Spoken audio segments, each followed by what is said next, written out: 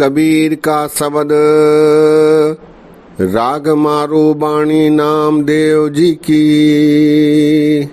एक ओंकार सदगुर प्रसाद। चार मुकत चारे सिद्ध मिलके दूल्ह प्रभ की शरण पर्यो। मुकत भयो चौहु जुग जानियो जस कीरत माथे छत्र धर्यो।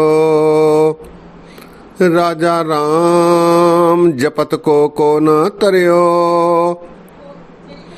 गुरु उपदेश साध की संगत भगत भगत ताको नाम पर्यो। रहाओ शंख चक्र माला तिलक विराजित देख प्रताप जम डर्यो। निर्भव भय राम बल गर्जित जन्म मरण संताप हिरियो। अम्बरीक को दिए अभय पद राज बभीकन अधिक करयो। नौनिध ठाकुर दई सुदा में ध्रुव अटल अजहू न टर्यो। गर्भ हेत मार्यो हरना कस नरसिंह रूप होय देह धर्यो। नाम कहे भगत बस के सब अजहू बल के द्वार खरो।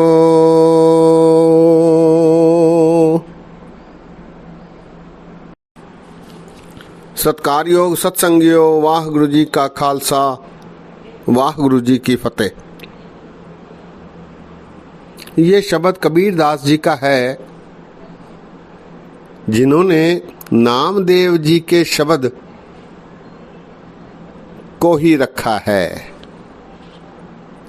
कबीर दास जी ने फिर से एक बार नामदेव जी का शब्द उचारा है, इसीलिए इसका सिरलेख है कबीर का शब्द राग मारू बाणी नामदेव जी की। नामदेव जी एक महान विद्वान भगत थे। हिंदू धर्म के सभी बारीकियों को वो भली भांति जानते थे। उन्होंने इस शब्द में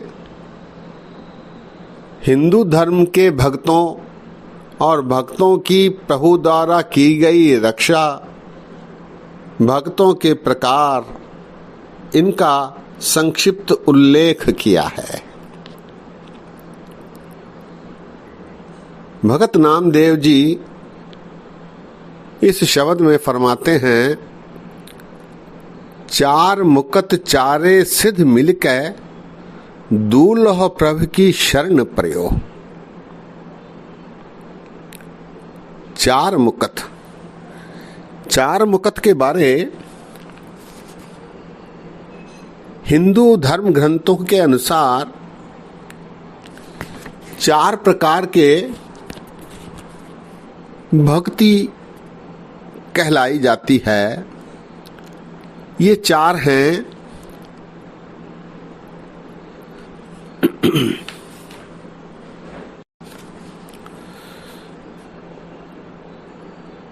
इन्हें चार प्रकार कहा गया है।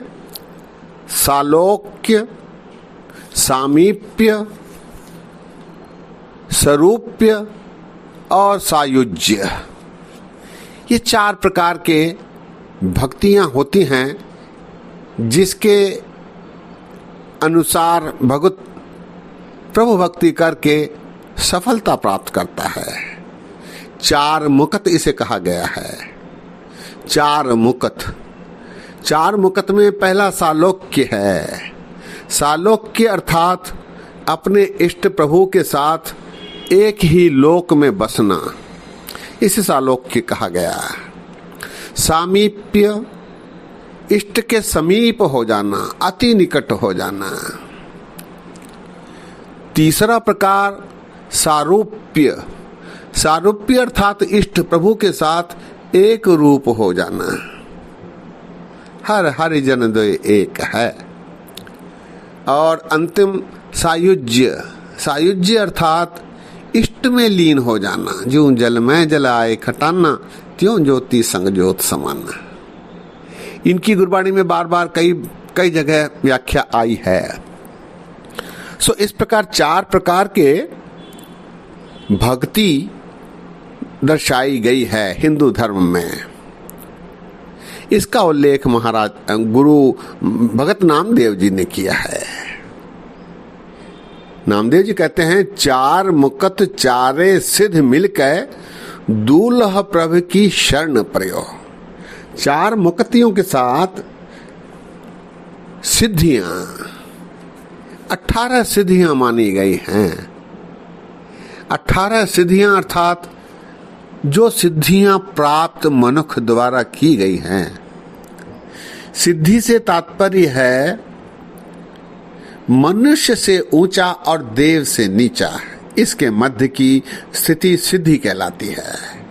मनुष्य से ऊंचा और देव से नीचे, इसके मध्य वाली जो अवस्था होती है वो सिद्धि कहलाती है। 18 प्रकार की सिद्धियां मानी गई हैं। वो 18 सिद्धियां हैं अणिमा, महिमा, गरिमा, लघिमा, प्रापित, प्राक्रम्य, इशिता, वशिता, अनुरम, दूर श्रवण, दूरदर्शन, मनोवेग, काम रूप, परकाय प्रवेश, स्वच्छंद मृत्यु, सुर क्रीड़ा, संकल्प सिद्धि, अप्रतिहत गति। इस प्रकार 18 सिद्धियां मानी गई हैं। इनका उल्लेख नामदेव जी ने अपनी इस वाणी में किया है। नामदेव जी कहते हैं, 4 मुकत चारे सिद्ध मिलकर दूल्ह प्रभु की शरण प्रयो। इस प्रकार की भक्तियों के माध्यम से खसम रूपी दूल्ह अर्थात दूल्हा, खसम रूपी प्रभु की शरण में भगत जाता है। भगत भक्ति के किन प्रकारों का उपयोग कर रहा है हिंदू धर्म के अनुसार, इसका उल्लेख इन पंक्तियों में नामदेव जी ने किया है। 4 मुकत चारे सिद्ध मिलकर दूल्ह प्रभु की शरण प्रयो। भगत इस प्रकार पद्धतियां अपनाते हुए प्रभु भक्ति करता है। आगे नामदेव जी कहते हैं, मुकत भयो चौहो जुग जानियो, जस कीरत माथे छत्र धरियो। इस प्रकार भक्ति करके चारों जुगों में भगत मुक्ति प्राप्त करते हुए अपने यश, अपनी कीर्ति को फैलाता है, जिसके कारणवश उसकी प्रसिद्धि होती है, उसके सर पर छत्र झूलता है। मुकत भयो चौहु जुग जानियो, जस कीरत माथे छत्र धरियो। प्रभु की कीर्ति फैल जाती है, प्रभु सिद्ध हो जाता है। आगे नामदेव जी कहते हैं, राजा राम जपत को न तरियो। प्रभु का नाम सिमरन करने से कितने ही अनंत लोग तर गए हैं।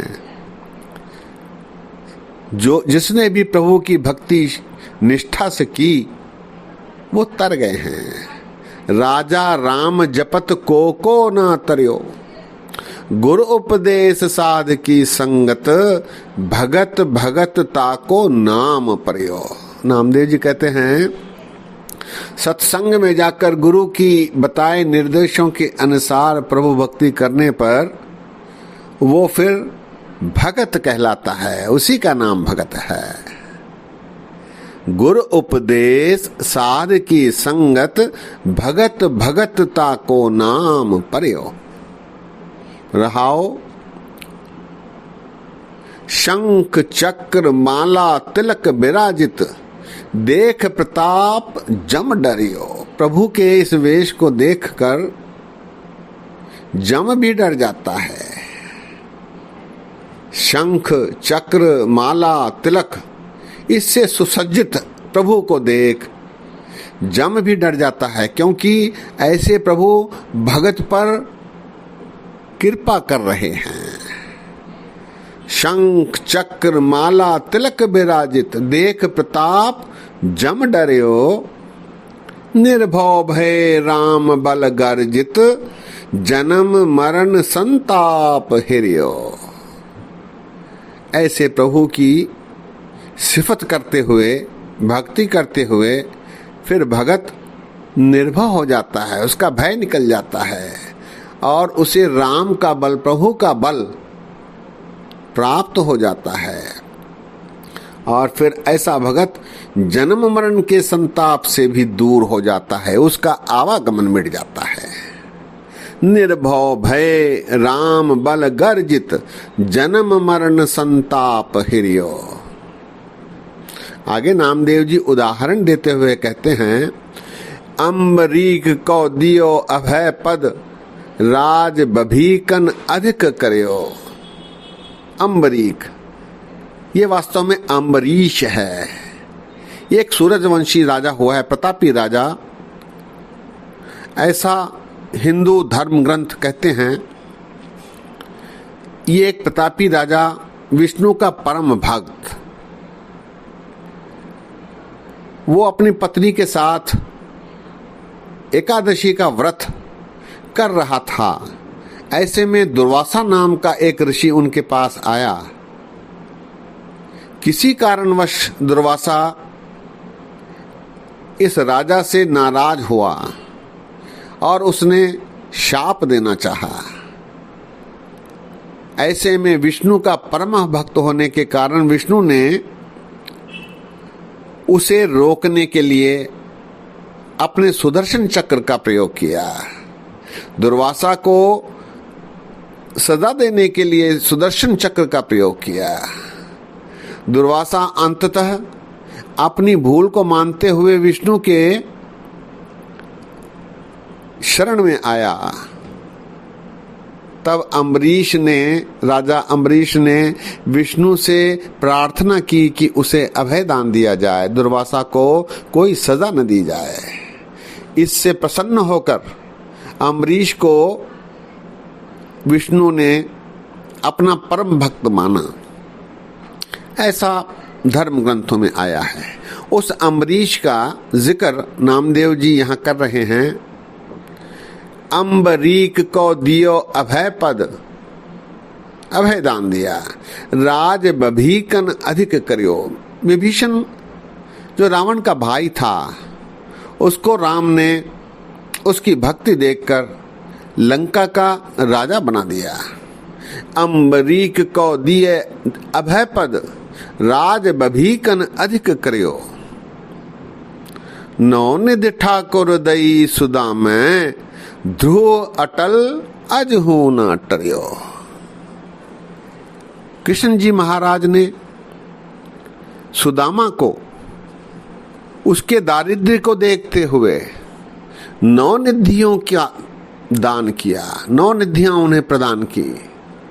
सत्संगियों, 9 निधियां होती हैं पद्म, महापद्म, शंख, मकर, कच्छप, मुकुंद, कुंद, नील और खर्व।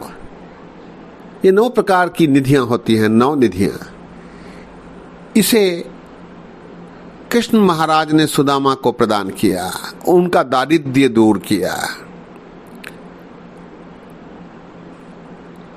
नामदेव जी कहते हैं, नौनिधि ठाकुर दई सुदा में, ठाकुर अर्थात कृष्ण, ध्रुव अटल अजहू न टरियो। ध्रुव की बचपन से ही भक्ति को देखते हुए उसे सदैव अटल रहने के लिए तारे के रूप में ब्रह्मांड में निश्चित किया।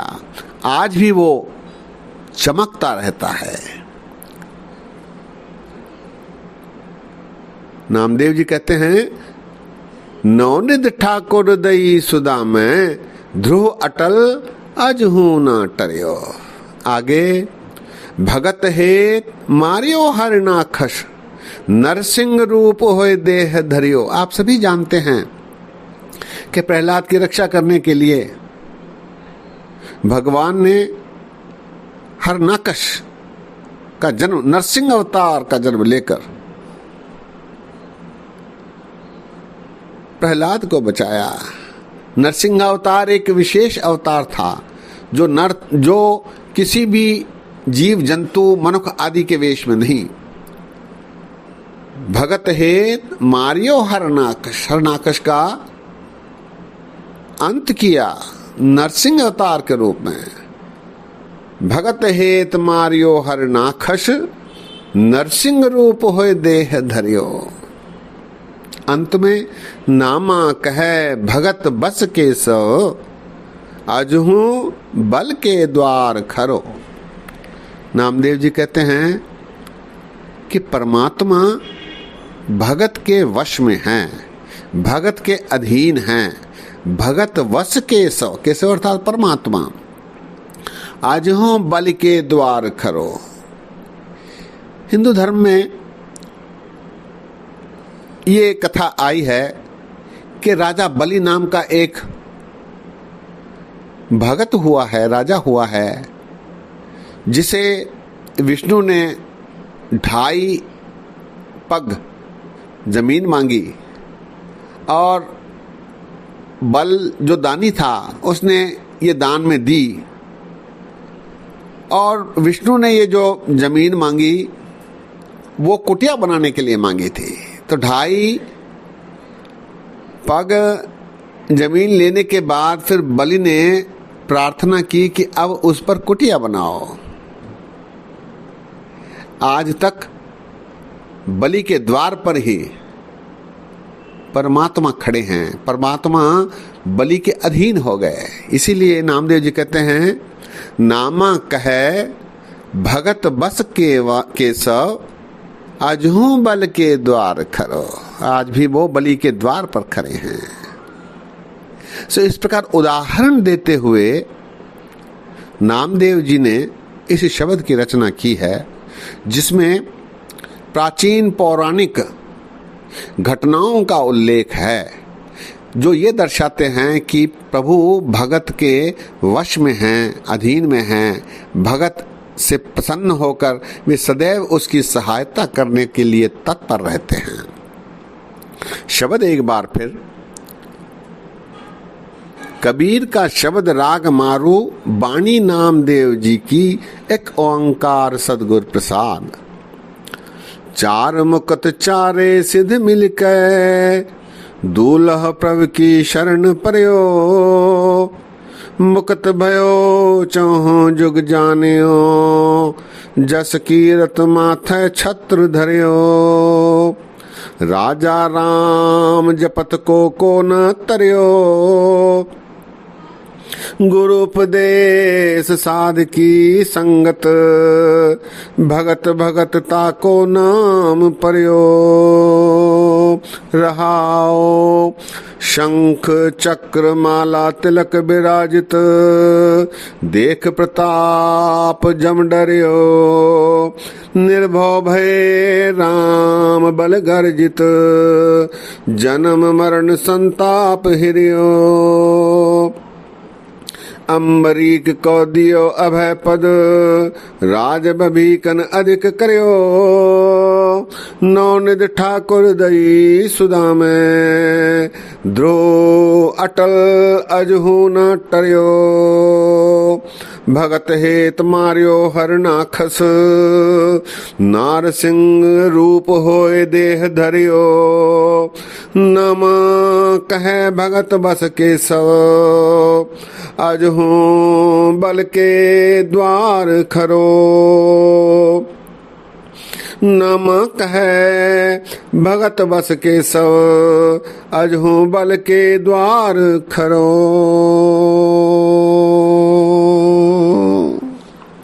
सत्संगियों, गुरु ग्रंथ साहब जी में अनेक भक्तों के ऐसे उदाहरण सहित शब्द विराजमान हैं। आवश्यकता इन शब्दों को पढ़ने की है, जिससे हमें प्रेरणा मिले कि भगत की सदैव परमात्मा रक्षा करते हैं। इसको ध्यान में रखने के लिए हमें गुरबाणी के शब्दों पर विचार करना चाहिए, शब्द पढ़ने चाहिए, समझने के लिए पढ़ने चाहिए, ताकि भक्ति की ओर हम अग्रसर हों, हमारा जीवन सफल हो। सत्संगियों, आज यही विश्राम है। बोलते समय गलतियां हुई हैं, दास को अनजान जान कर क्षमा बख्शो। इतने वचन परवान करो, फतेह गजाओ। वाह गुरु जी का खालसा, वाह गुरु जी की फतेह।